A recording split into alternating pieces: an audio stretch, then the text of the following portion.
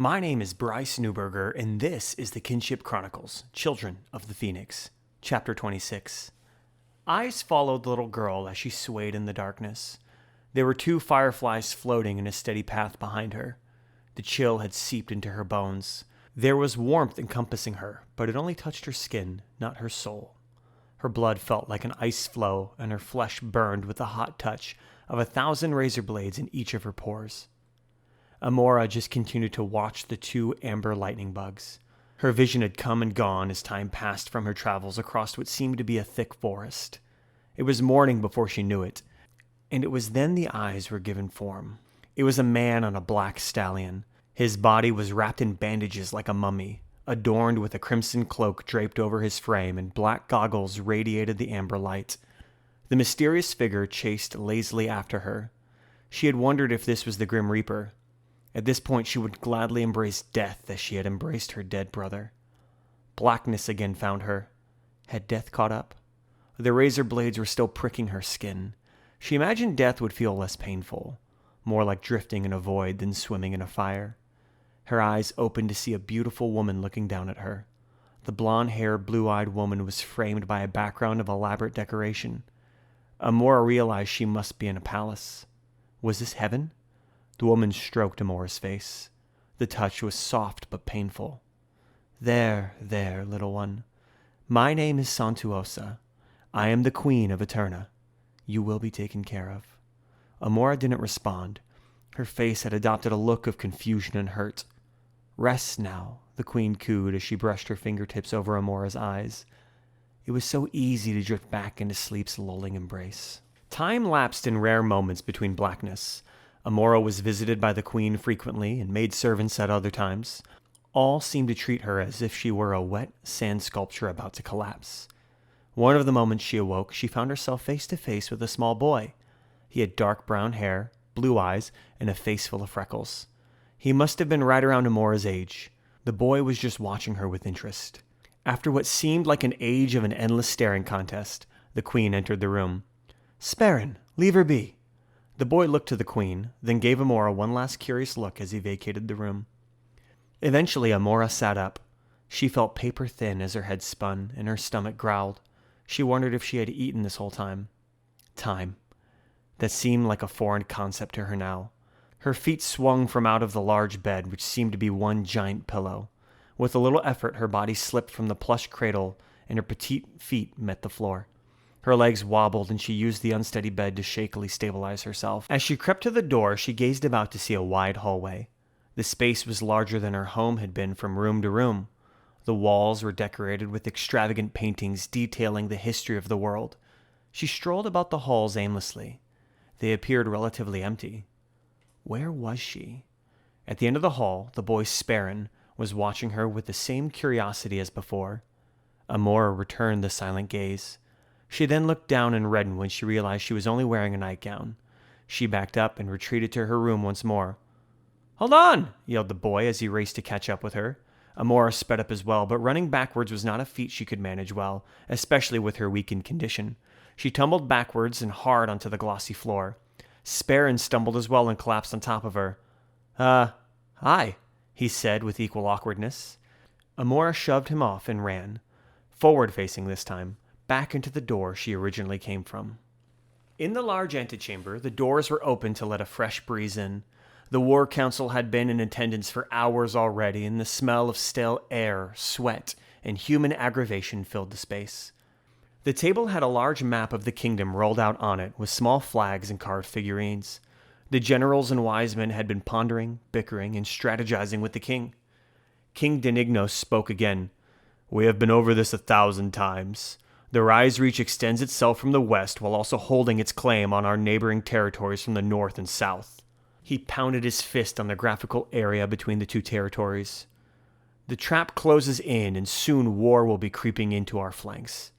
An aggressive frontal assault would only snap the snare about us."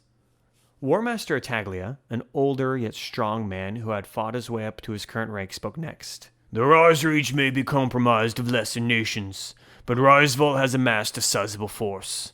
The burly old man poked his finger into points on the map. "He has better field position and more men. We may be outnumbered, but our arms are greater than theirs. We must extend our borders." He pushed his hand away from the drawn image of their kingdom. "Create a western front that spans farther north and south. We may yet be able to hold him off and stop his conquering advances long enough to gain support from other nations." Archmage Grexus spoke next, his smooth voice somehow cut in over the other remarks from the council. "Our neighbors will not join our cause. They will not resist the Rise Reach with us. They know you, my lord. They know you are a kind-spirited man who will not punish them for their lack of support. They will not risk the wrath of Riseval should we fail this war. We cannot gamble our defenses on the frail hearts of our neighbors." Grexus met the eyes of all in the room. "Oh, they will be watching this battle, like sick little gutter dogs wondering if the alpha will fall to the cornered street rat." King Denigno remarked, "I would not resist one empire only to create my own. I would not become the evil I now confront. If we could form an alliance, it would be for the mutual interests of freedom." "These nations barely rule themselves now," War Master Attaglia added. "There are so few who sustain themselves, sure, but the majority of these nations are surviving off trade goods from other nations. Losing the right to rule themselves would be a blessing for most of them." His words sat there for a moment as he chewed on another thought that eventually grumbled up from his gullet. "Yes, they may yet join us in this fight," he said as if convincing himself. Grexus seized the moment once again. "Our military might is great, our weapons are sound, and our mages," his ethereal eyes gleamed, "are elite. Give me time. Yes, extend the western border, but not to gain the trivial aid of the wet-nosed beggars surrounding us. I will bolster our forces with those who will join from inside our very kingdom. I can train up more battle mages and recruit more terrors. Riseval will not be able to stand against us then." The mood in the room seemed to sour at the mention of the word terror. It was largely considered by most to be a necessary evil. The idea was that if these things existed, they might as well be controlled and rarely put to good use. Attaglia voiced his concern. "I'll not have your monsters bloating the ranks of my men. These nightmares of yours are as likely to kill an honest soldier as they are to attack an enemy." King Denigno nodded despite himself. Attaglia continued, "My lord, I have seen these things. They are evil." "Enough!" the Archmage demanded in exasperation. "I'll not have you defame an established and sanctioned practice of my guild. The king has already signed off on their use in legality, and I am the legislator of that decree. Do you insinuate that I cannot adequately perform my duties?" The gruff old War Master snorted. "I'm more than insinuating, I'm blatantly accusing.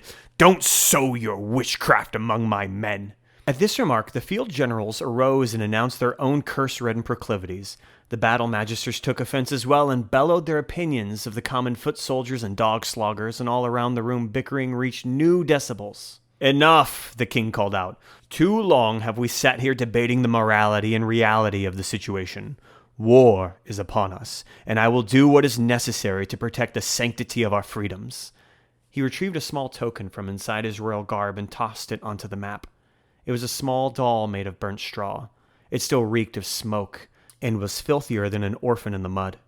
The room locked eyes on the child's toy. "For Ridgewood," the king spoke in just above a heartbroken whisper. "For Eterna."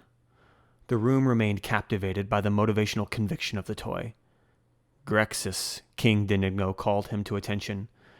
"If we can gather the support to hold up a western front, can you give us the magical power we require?" Grexus smiled with sinister confidence. "Absolutely." Thank you for listening. I'm Bryce Newberger, and this has been the Kinship Chronicles, Children of the Phoenix. If you enjoyed what you heard and you'd like to purchase the full book, then either look up New Books on the Google Play bookstore, NEU Books, or simply click the link in the description. The book is only $5, and I appreciate your support.